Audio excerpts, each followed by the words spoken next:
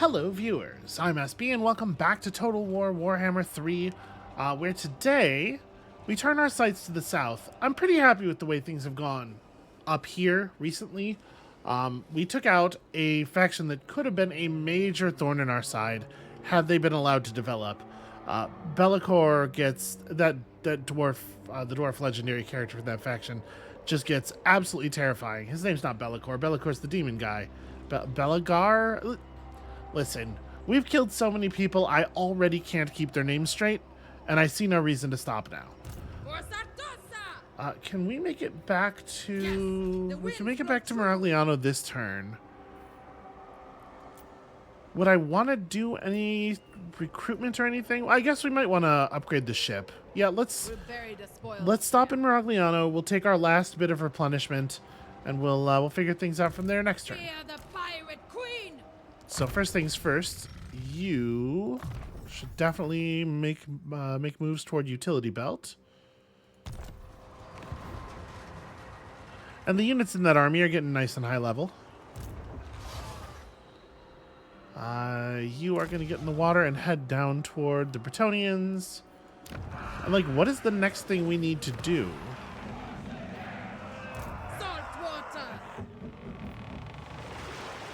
Better crew growth is probably right. I mean, there's certainly something to be said for unlocking another cannon, right? Not necessarily the ability to hire more cannons, but the ability. Yeah, we're certainly not low on crew growth. Like, we're already dramatically outpacing our economy. Yeah, let's get the next level of cannons for the ship. Fleet captain reporting. And so you have quite a few turns before you can set up another, what do you call it? Let's try to find our way around to a more valuable port. We should probably lay off spending for a couple of turns and actually get this established, huh? All right, we'll get there. I just have to remember. I would like to get Aranessa's army a little bit fancier before we start worrying about the Norskin problem. We might want to look in on Myrmidons, but I think this player is still at war with the ogres. Yeah. So it's kind of hard to imagine the ogres losing that conflict, although I guess they have a lot of enemies in the area. Well, one problem at a time. I do not think Myrmidons is actually going to send any forces against us, so for the moment we can just ignore. The situation down here in the desert seems somewhat complicated. To join us on this voyage. What's up, Ikit? You would like a proper military alliance? Absolutely not. No chance in hell. A thing that might be worth doing is pursuing upgrades to the number of heroes we can recruit, so that we can chase down a couple more of these treasure maps, because the influx of gold would be very useful. And like, if we had a hero we could send over to the southwest continent, we have a couple of treasures over there to figure out. And I do wish it didn't just show you on the map exactly the point to dig at. That's a little disappointing, but we will play the mechanics as they lie, I suppose. If for no other reason than we have no choice. So how would we get another hero? We're not in a place yet where I think we can afford to go for another lord. So we would need Mangrove of Monsters, Armory of the Soulless, or more high-level docks, right?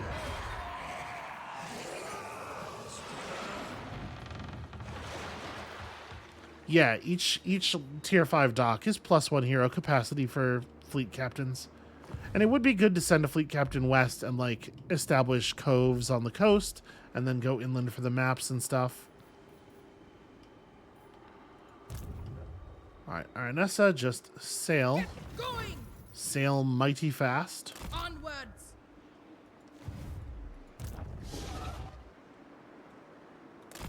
Len is going to more or less do the same. We're going to save money and not make little upgrades around here. All right, so where are we, like, Yeah, we have the Riddle of Stromfels. So actually, that Riddle of Stromfels, is that reasonable for our fleet captain to get to? We're kind of in the wrong direction. Buccaneer of the dead. But yeah, we can make it down there and back before our we got a long time to wait before our cove cooldown is up. So yeah, this is probably reasonable to do. Go make ourselves a little bit of cash. And we don't pursue anything because we sure do need a lot of money for that cove. I hope it turns out to be worth all the trouble.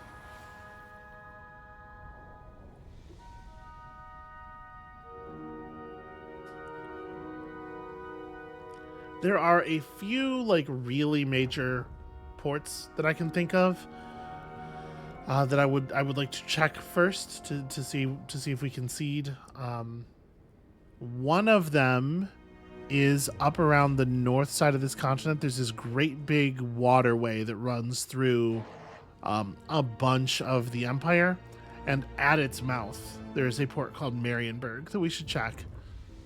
The elf city down here, Eataine. Eataine often has a very powerful dock.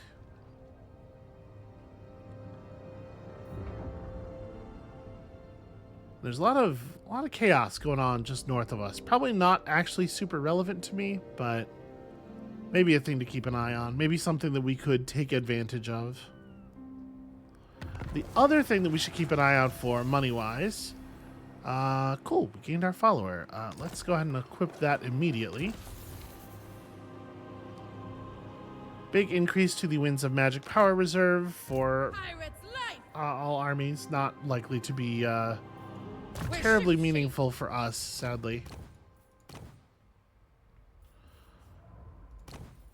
Let's take off the Lichbone Pendant, which I think is basically nothing, and equip the Master Gunner instead. You'll need so much room in your entourage, you know? So fairly big range increase for our gunnery mobs. So yeah, the other stuff is like these reefs and islands. Do I want to sail out of the... I'm going to go get that reef. Now we're talking. Let's see what this is all about. Navigating.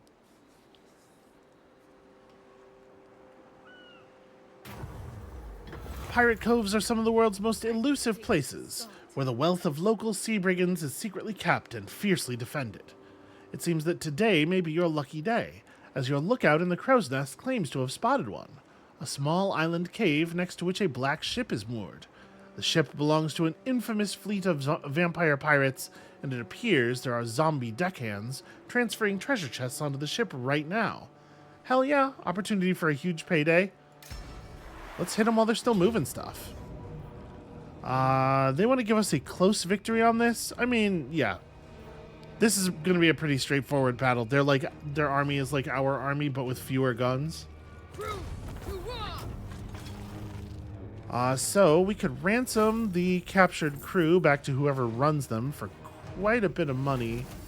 We can take some replenishment, but honestly, Empty the brig. I think we're going to be fine replenishing without that. Got ourselves another necromancer. Aranessa already has one, though. The pirate cove contained great wealth in the form of treasures and items stolen from across the four corners, but getting to it was no easy feat. When the vampire admiral at the helm of the black ship saw you approach, he immediately readied his horde of crewmen and darkling creatures for battle.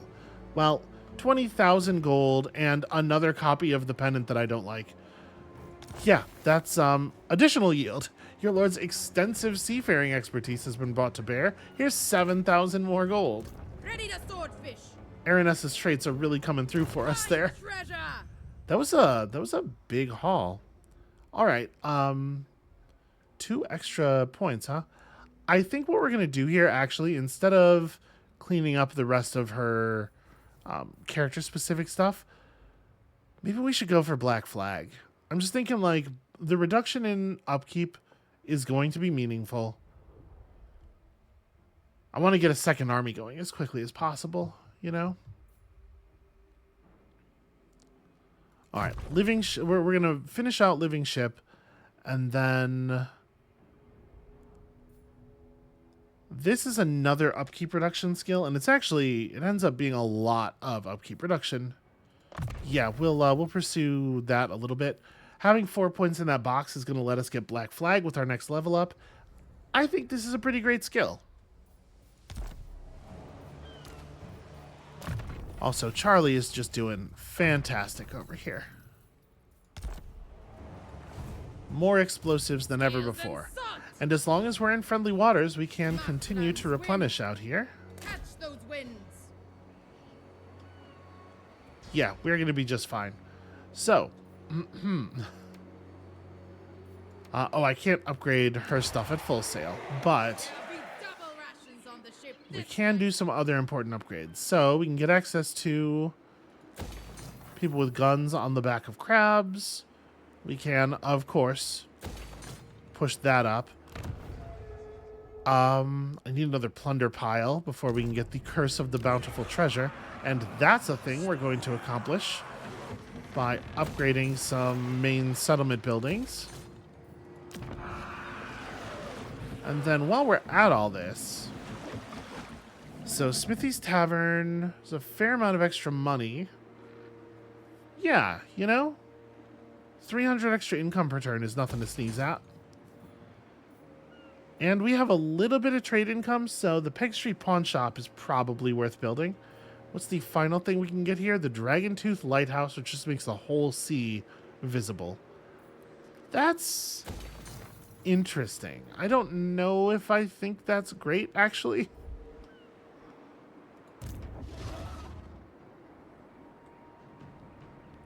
All right, Len, can you kill this guy? Maybe. Get up there on land and give it a shot. Assassinations are, I think, one of the highest XP rewarding tasks if you pull one off successfully. So, what do we need next? Missile strength up for the cannons. I don't feel like missile strength is the problem our cannons are having. I feel like it's more of an issue of accuracy. Sadly, I don't know that there's anything we can do about that here in the skill tree. Armor piercing missile damage up by 20%. Yeah, that's pretty compelling. Even more range up, also compelling.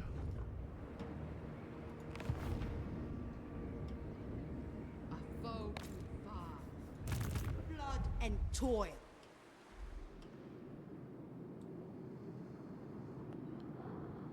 I'm trying to make sure that I'm not issuing more than a turn worth of movement order. Because if they have even this much left over, they won't ask for orders next turn, and I'm spacey, and I forget shit.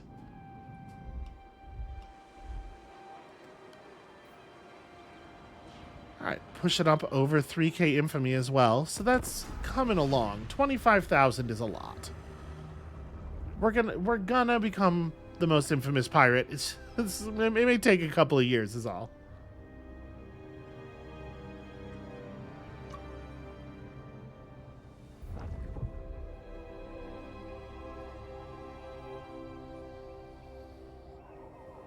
I will say I'm definitely worried about this army composition as it comes to fighting Bretonnians. We may want to... Maybe we want to stop off in Sartosa and just alter things a little bit. Because we do have access to the Skaven units from Skaven Blight. And while I don't necessarily think that this army needs a ton of heavy infantry for a lot of situations, it might be nice to have somebody who can guard the guns from... Len Amstrel got himself assassinated. Gently assassinated. Temporarily.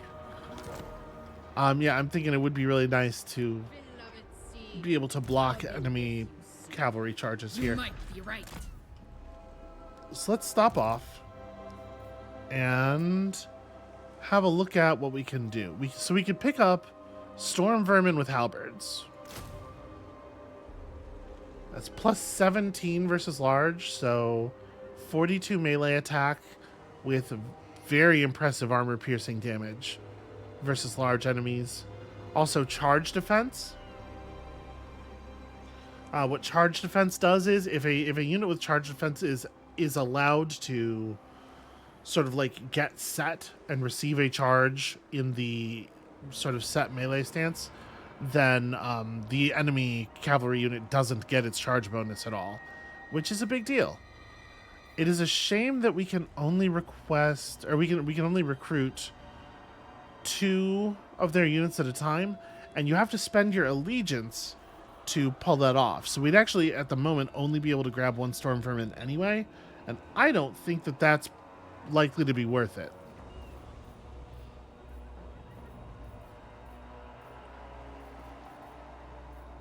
Gosh, they have access to a lot of interesting stuff, though. Oh, look at this. Warplock Jezzails. These are like sniper rifle gun teams. Giant warp lightning cannons. Man, Skaven have the coolest toys. All right, we're gonna have to just let our allegiance build up with them a little bit more, I think, before we go improving the army with their units any. Let's just do an upgrading spree here since we have a huge amount of money. And then in 3 turns, we'll be able to pursue more upgrades down there. Before we can get Sartosa to tier 5, we're going to have to get to 5 population surplus, which is going to take quite a while. Each point of population requires more growth than the point before, so Duel to the death. that stuff stacks up for sure. Voyaging. All right, the good news is this is going to be under control very shortly.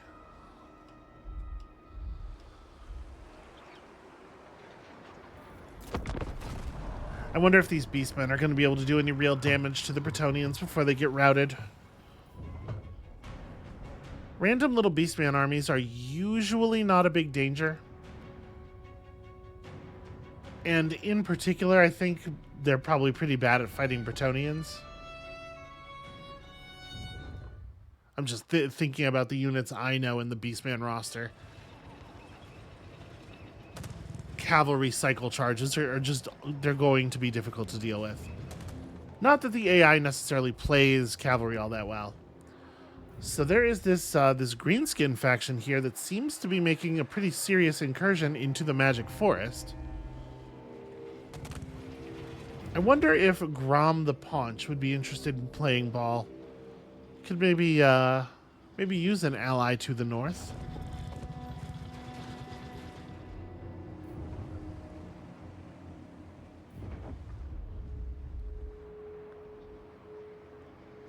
For the moment, we see no response to the Beastmen, which is probably going to give them time to, oh wow.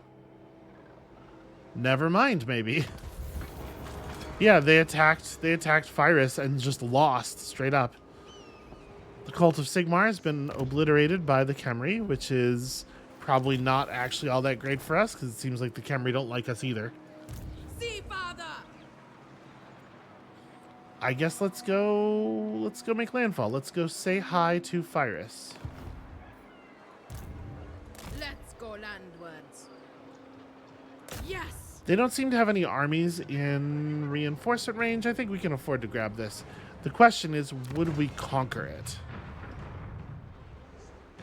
Oh gosh, they've taken quite a lot of territory away from our ally here.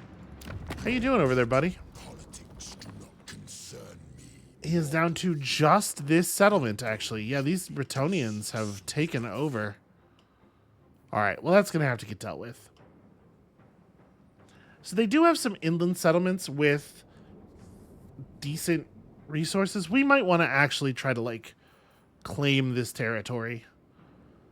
My man is perhaps interested in a defensive alliance. Yes. All right. So obviously, first of all, Wouldn't it be cool if we got to recruit some cool Khemri units off of that? But secondly, doing that gives us a vision of all of his armies immediately, which lets us know what the Bretonnians are up to so we can plan our own movements accordingly. Capitaine.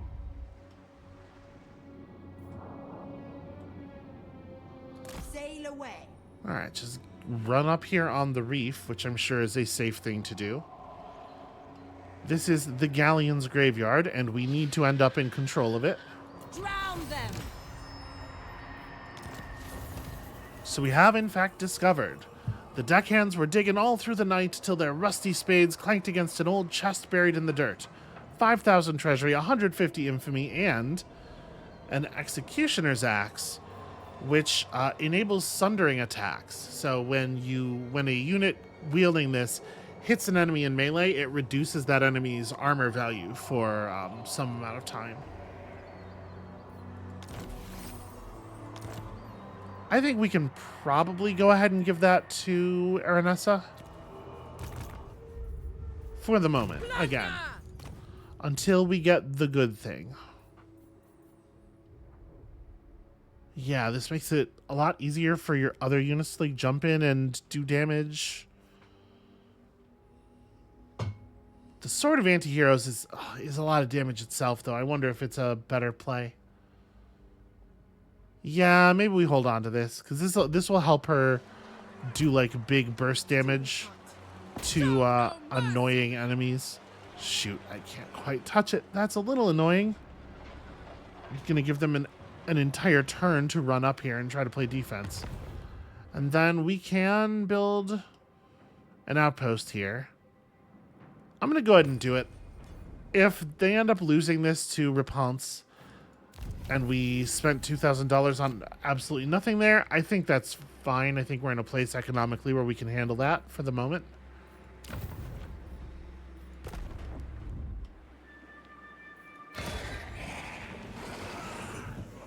We may as well pursue the last defense upgrade here, right? It is important for the city not to fall now that we put so much money and time into upgrading it. So we'll swing up north here. We still have 10 turns left before we can establish another cove. I keep forgetting to actually do the upgrades in our cove. We got a ton of money, and then I was like, you know what? We'll spend it on everything else. You want me to go to war with the Khemri? That doesn't seem like a good idea for me.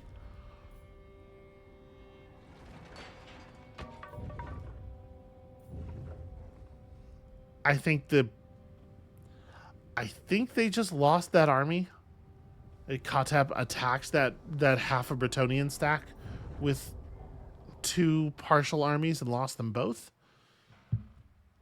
I feel like our allies are maybe deeply incompetent. I have perhaps chosen to make the worst possible friends.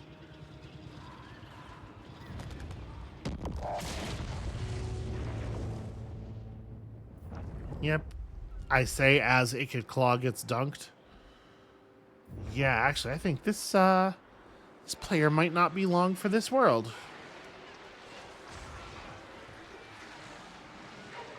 Well, that's a shame. I like having a skeleton friend. Alright, Maragliano is experiencing some negative growth. Gee, the denizens are being kidnapped, and there's just a weird Skaven triangle on the wall. Whatever could this mean? The Queen of Tides! Bloody... Valiant defeat? Really? You think so? I feel like we can probably handle this. I guess we'll do it manually. Yeah, that's wild. I wonder where they figure that's coming from.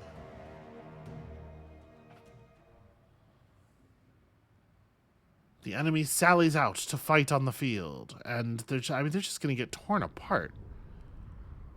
So they have some, men at arms, basic troops with a little bit of armor and some decent weapons. 4 units of peasants, like still holding the pitchforks from working their fields. 2 units of archers who are absolutely going to get annihilated, and then 2 units of probably quite good cavalry. These Grail Knights. But, like, I don't know how many units of cavalry it would take to make this a good idea. 2 is not the number. I actually rather like where my siege stuff is. Although I don't want this overlap like that.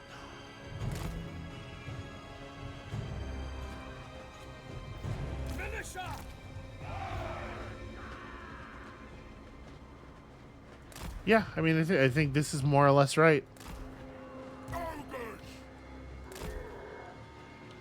And once again, they have a little bit of range, so I'm leery to use the deck droppers for much, but we can harass their cav at least. Alright, I'm just going to let the artillery shoot at the people they want to shoot at. I don't think there's any targets of particular concern. Well, no, that's not true. We should focus on the ranged.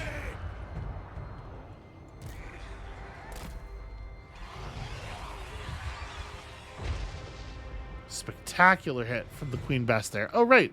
We have a new cannon.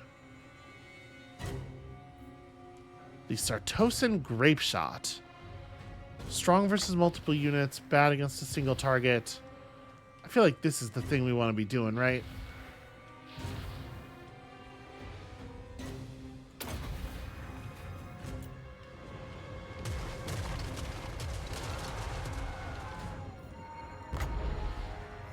That feels solid.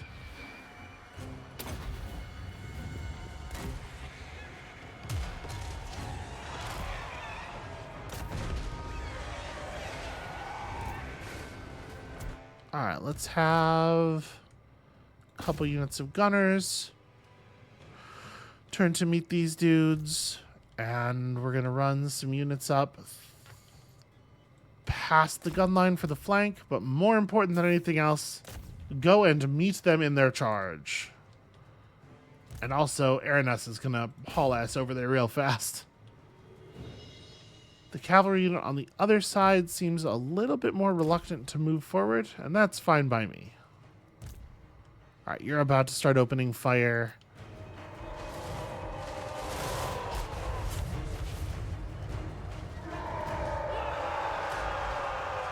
Oof.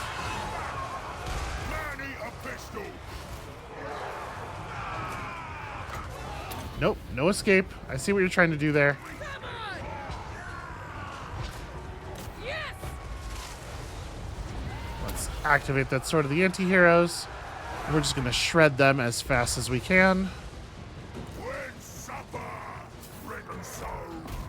Militia! Yes, General! Alright. We definitely want to move the deck gunners, because those archers are starting to do the thing, as we knew they would.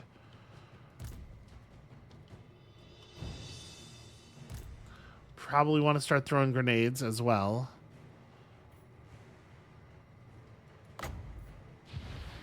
That's just a peasant mob. Yeah, like move up and throw grenades, but make sure you're focusing on the real units, the units that actually matter, like a tiny bit. You can probably put some pressure on their men-at-arms over here. I kind of want to let these rifles just fire forward into the enemy grouping without really messing with them, but we probably do want to make sure we're burning down the ranged units first.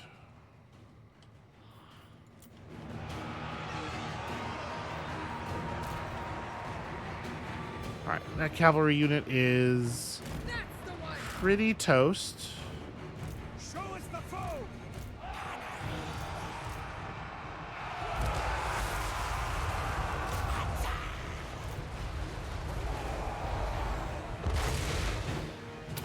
More grenades. Never enough grenades.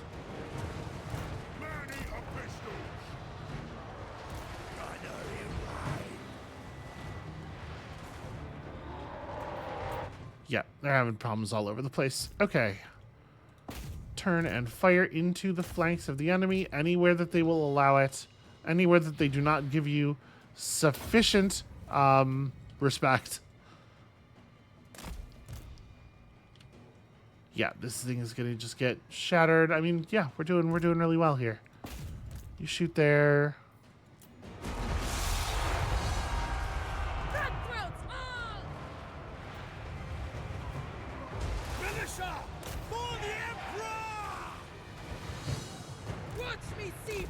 Aranessa is probably not necessary all the way over here. The enemies are closing on us, but we have cannons.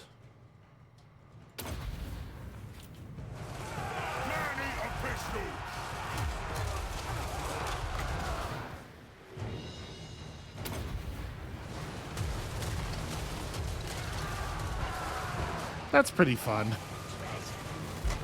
I like that an awful lot.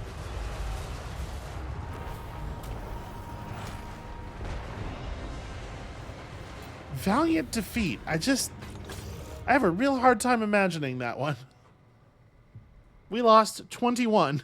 21 people. None of the bars even went down far enough that I can tell where the losses are, except this one.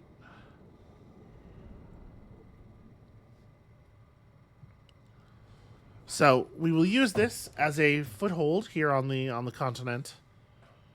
We'll launch our attacks from here. Make this the place where we fall back to replenish. My hope is that we can put enough fear into Rapunstillioness to call her back, to make her feel like she's got to run back over here and deal with this, or else lose a lot of territory, so as to relieve the pressure on Archon the Black. It might not work. The AI can be very single-minded sometimes. We might just beat down an ally in the very near future. And to be clear, I want to make sure, like, when I say the AI can be very single-minded sometimes, I don't mean to imply that I think that's wrong.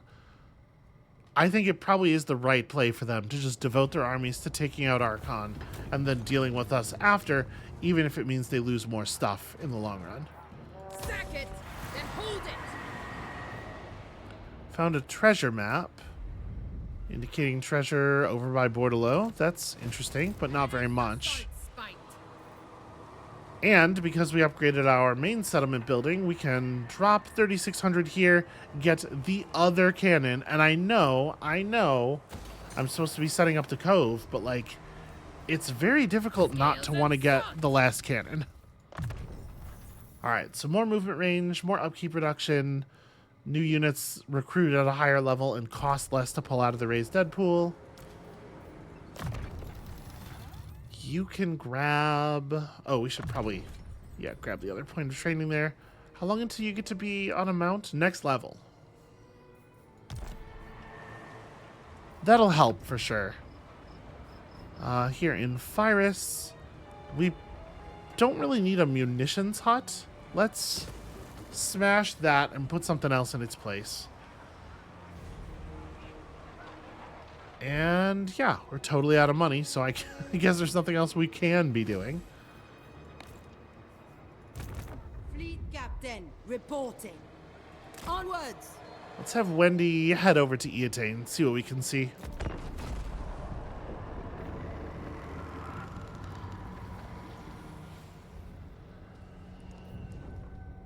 So the bad news, of course, is that, or the bad news with this desert thing, is that with this number of settlements, it's going to take a long time for us to really burn out this player.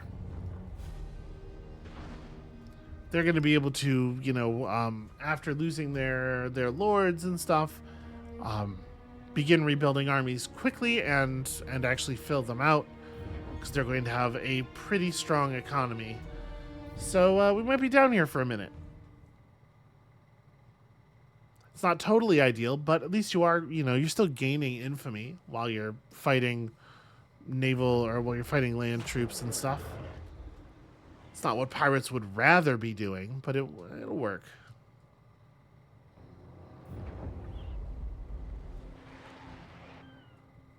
Yeah, they're sticking to the plan. Well, we definitely can't get down there in time to save him.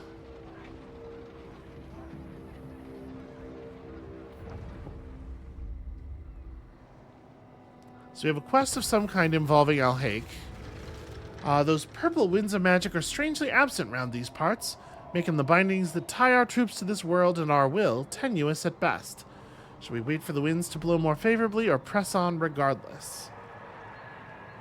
So we just hang out, consolidate our power, really damage our movement range, but get some extra winds of magic. It doesn't really feel valuable to do. If we go the other way, we lose magic. We get some local recruitment capacity that we're not going to make any benefit from. So, like, this thing has no effect on our game, probably meaningfully. Whereas this one makes our armies move real slow. Yep, the border princes were destroyed. Didn't even notice it happening. Ready. Wave treading. All right, let's see what Lothern looks Master like. of magic. Level 4 city. It's got that special harbor structure. And they seem to be taking care of it and making sure that they're pushing their population up. So if there is a version of this that upgrades to level 5, and I don't remember whether that's the case or not, they'll get it. Like, this is a great place to set up a cove. It's a shame we have to just, like, sit still for a while before we are allowed to do that. So Alhaik has a 14-unit garrison. Kofur would allow us to build the Kofur docks, which are certainly powerful. Martek is definitely like a second-order concern. The thing about Alhaik is it's walled. It's going to be pretty good at defending itself, and that makes me want to take it right away, just so we don't have to deal with trying to wrest it away from a Bretonnian army that's spawning there. So yeah, let's press it. And we could just take the victory now, but we also could take a second here and siege this and make our outcome a lot better. So when you have an enemy city under siege, first of all, no mustering can take place in that city. You are degrading the city's incomes a little bit, I believe.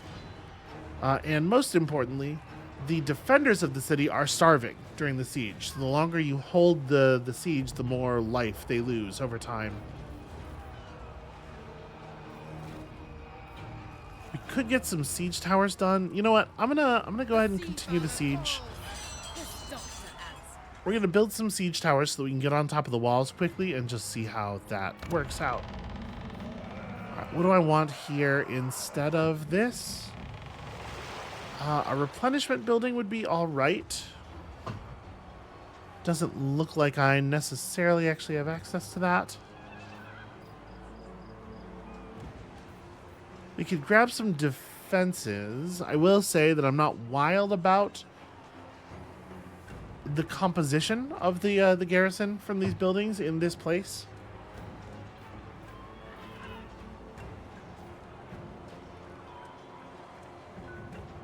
We could set up a vampiric corruption machine.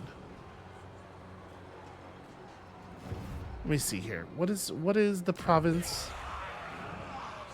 Okay, so it's just all of this stuff. So, I mean, I think there is something to be said for vampiric corruption in adjacent provinces going up, because this province is adjacent to a lot of stuff. I'm going to go ahead and do that, and then we still will have enough money to establish the cove building next turn. I didn't forget.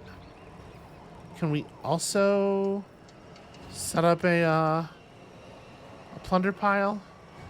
Yeah, 500. We can do that. Probably want to be careful with money from there, though. And what is this quest we have? Share the burden. Raid Alhaik. I guess we could have on our way in. Raiding is a stance. We just have to, commit to a turn of standing around in Alhaik, and I don't really want to do that. I feel like we have a lot of places to be. I don't want to do things that are going to slow us down even a little bit. Perhaps that's paranoia on my part. But, like, what if we could take the whole top half of her empire before Rapunzel turned her armies around? The actual answer is it probably wouldn't affect that first battle too much, but you have to be thinking in terms of military campaigns. Yep, there goes our buddy. But yeah, you have to think in terms of military campaigns here. After we break Rapunzel's army for the first time, we wanted to have access to as few recruitment structures as possible, right? So the Wizard Cleef's palace was destroyed. The followers of Nagash are no more. It is a sad time. Len has healed, apparently.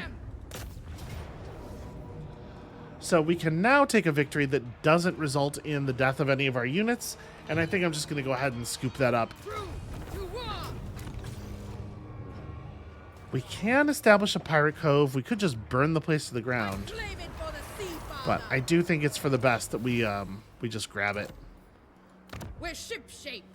Having access to more docks is always nice. And actually, the settlement's in pretty good shape. Let's go ahead and rip this out.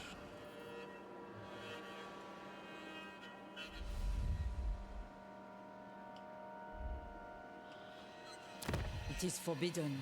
All right, we're gonna trust that they're going to increase the settlement's income, and that this 50 is going to end up in the 50% is going to end up being more than the Smuggler's Cove in the long run, even if it's kind of not right now.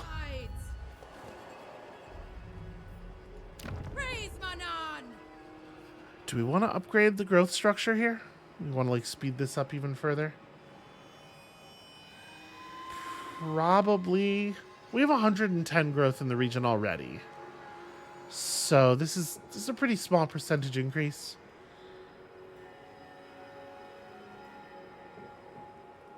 I think I'm just going to leave it. We're good. Fleet captain, reporting.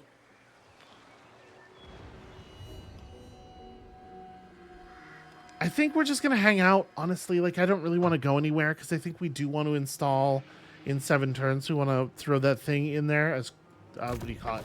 You know, the thing in the place. We want to throw a cove into that city. So, yeah, something to just sit around and wait for. And then, to be perfectly honest with you, I think I'm going to finish combing and preservative. It is another 12% upkeep reduction off of what we already have. And we're getting to the point where I think it feels pretty okay to put together a second army. That would certainly help us with the situation down here. My ship.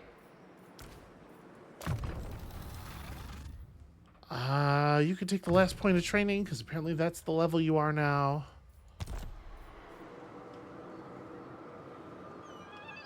And... oof, the Khemri do not like us. 40 points of aversion. They also really hated the followers of Nagash. The good news is that that term will decay in effectiveness over time. You know, it'll slide down to nothingness. But for the moment, the wounds are fresh. Those people were pals with our enemies. Aranessa salt spite.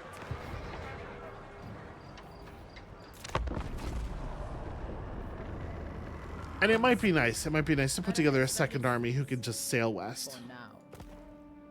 A trade agreement with the Seducers of Slaanesh. Yeah. Can't see how any of this goes awry.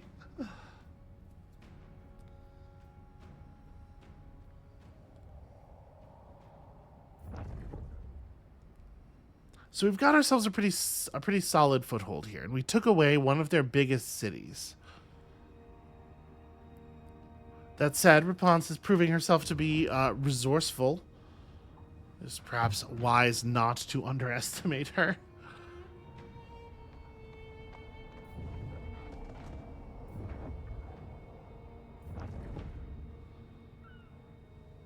This is an odd little graphical thing that's happening, huh?